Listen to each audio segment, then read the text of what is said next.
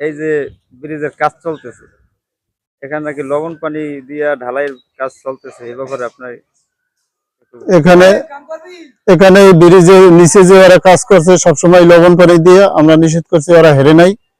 ওরা এখনো লবণ পানি দিয়ে কাজ করতেছে, লামসাম কিছু করে যে 2 বছরের ভিতরে এই এলাকার ব্রিজটা যেন ধ্বংস হয়ে যায়। কালকে আমাদের মসজিদে মুসল্লিরা বলছে আমাকে যে আপনি এটা একটু বাধা দেন না, একটু কিছু বলেন না, আমাকে তো পানি তো আমাদের, তো আমার নিজের পুকুরে পানি আছে, বড় পুকুর আছে, মোটর দিয়ে আনিয়ে মিষ্টি পানি দিয়ে করা যায়, কিন্তু হারা শুনতে আছে না, পাশের থেকে লবণ পানি উঠিয়ে নিচে কাজটা করে যাতে 2 বছর পর যেন ব্রিজটা ধ্বংস হয়ে যায়।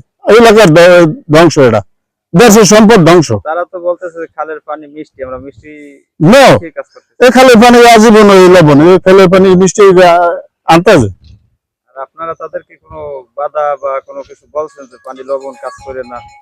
না, আমরা বলি নাই, আমরা ফাঁকে ফাঁকে বলছি যে লবণ পানি দিয়ে কাজ করলে থাকবে না, এটা ধ্বংস হয়ে যাবে 2 বছর পরে।